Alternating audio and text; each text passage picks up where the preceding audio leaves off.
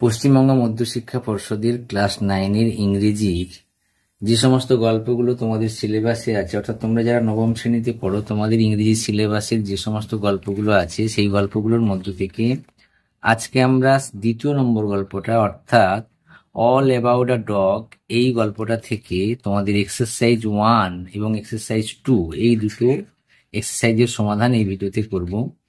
প্রথমত তোমরা দেখো, এখানে লেখা আছে tick the correct answer from the given alternative. The younger woman carried a little spaniel, bulldog, Pekingese dog, Spitz. অর্থাৎ এই চারটির মধ্যে কোন অপশনটা হবে? আমরা জানি, গল্প আমরা পড়েছি, তোমরা ইতিমধ্যে গল্পটা নিশ্চয়ই পড়ে ফেলেছো এবং তার বাংলা অর্থটাও নিশ্চয়ই বুঝেছো। তোমরা এখানে সি নম্বর অপশনটাতে টিক চিহ্ন দেবে। The younger woman was suffering from, অল্পবয়স্ক মহিলাটি ভুগছিল, কিসে ভুগছিল? Stomach pain, back pain, fever, cough. আমরা জানি সে সর্দি কাশিতে ভুগছিল, অর্থাৎ কাপ, অর্থাৎ ডি আনসারটা লিখবে। The bell was pool by, অর্থাৎ বেলটা টেনেছিল কে? The conductor, driver, younger woman, older woman. আমরা জানি এটা কন্ডাক্টরই টেনেছিল। ঠিক আছে।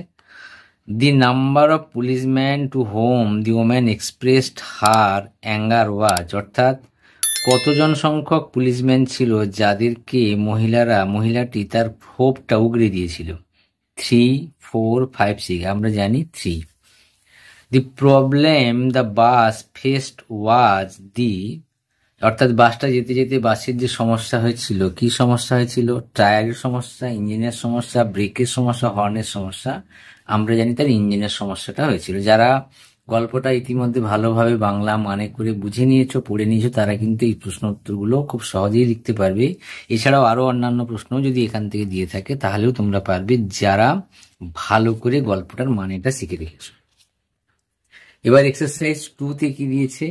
Exercise answer the following question within 15 words, 15টি শব্দের মধ্যে এক উত্তর লিখতে বলেছে। How many people got into the bus with the younger women, অল্পবয়স্ক মহিলাটির সঙ্গে কজন মানুষ বাসের মধ্যে উঠেছিল? আমরা এই কোশ্চেনগুলো খাতায় লিখে নিয়ে উত্তরগুলো করেছি, তোমরা দেখতে পাবে। প্রথমে আমি দেখো উত্তর লিখে দিয়েছি এখানে। How many people got into the bus with the younger women?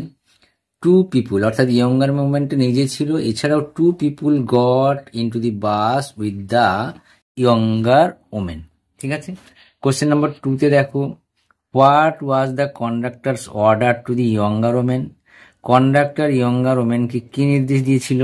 আনসারটা কি লিখবে? The conductor order the younger women to take the dog on the top of the bus, অর্থাৎ বাসের উপরে, অর্থাৎ বাসের ছাদের উপরে যে বসার জায়গাটা আছে সেখানে যেতে বলেছিল। দ্বিতীয়টা দেখ, 3য় নম্বর কি বলেছে? 3য় নম্বর বলেছে why did the conductor stand triumphant, অর্থাৎ বিজয়ীর মতো কেন দাঁড়িয়েছিল? The conductor stood triumphant because the law of vehicle, অর্থাৎ যানবাহনের যে আইনটা আছে অন হিজ ইন ফেভার, তার পক্ষেই ছিল, তাই সে বিজয়ীর মতো দাঁড়িয়েছিল। তারপরের প্রশ্নটা বলেছে what is the rule which can not be broken without danger of life and limb, কোন ধরনের নিয়ম আছে যেটা ভাঙতে গেলে বিপদ আসতে পারে মানুষের জীবনে অথবা অঙ্গ প্রত্যঙ্গে? কোশ্চেনের আনসারটা হবে the rule of the road, the rule of the road, অর্থাৎ রাস্তার যে আইনটা, the rule of the road can not be broken without danger to life and limb. ঠিক আছে, এইভাবে লিখবে। এক্সারসাইজ 3-তে দেখো লিখেছে answer the following question, answer the following questions within 25 words, 25টি শব্দের মধ্যে এই কোশ্চেনগুলোর উত্তর লিখতে হবে। When did the author feel that trouble was coming up, কখন লেখক অনুভব করতে পেরেছিলেন বা বুঝতে পেরে গেছিলেন যে সমস্যাটা এবার আসতে চলেছে?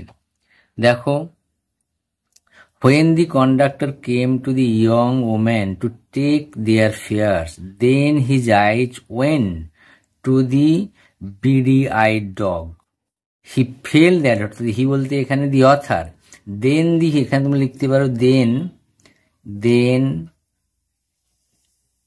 দি author other fail that trouble was coming up. ঠিক আছে, পরের প্রশ্ন লিখেছি দেখো, মেনশন টু ডিমান্ড, দুটো দাবির উল্লেখ করো, মেড বাই দি প্যাসেঞ্জার, যে যাত্রীটা যে দাবিটা করেছিল, হোয়েন দি বাস স্টপ, যখন বাস দাঁড়িয়েছিল। তার ডিমান্ডটা কি কি ছিল? দেখো ডিমান্ডটা ছিল, দি প্যাসেঞ্জার ডিমান্ড টু, যাত্রীরা দাবি করেছিল, গিভ দেয়ার ফেয়ার্স ব্যাক, তাদের ভাড়া ফেরত দিয়ে দেওয়া হোক, and he can not leave them there all night, অর্থাৎ সে মানে কি, দি কন্ডাক্টর, সে মানে কি, তোমরা এখানে হি লিখতে পারো বা the conductor, can not leave them there all night, তাহলে দি কন্ডাক্টর,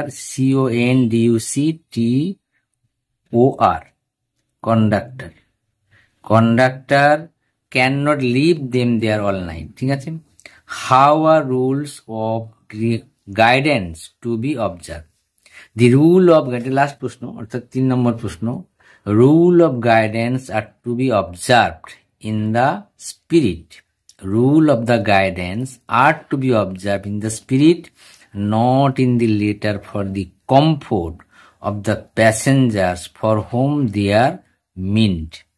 এইভাবে তোমরা 3টে প্রশ্ন উত্তর লিখবে। এক্সারসাইজ 1, 2, 3 3টেই লেখা হয়ে গেল। আশা করি প্রশ্ন উত্তরগুলো তোমরা সহজেই বুঝতে পারবে এবং এগুলো বইতেই, সমস্ত উত্তরগুলো বইতেই লেখা আছে, একটু আধটু চেঞ্জ করে লিখলেই সঠিক উত্তরটা হয়ে যায়। তোমরা এইভাবে লেখার চেষ্টা করবে। Best of luck. পরের ভিডিওতে আমরা এক্সারসাইজ 4, 5, 6 এই 3টে এক্সারসাইজ আমরা করব। Best of luck.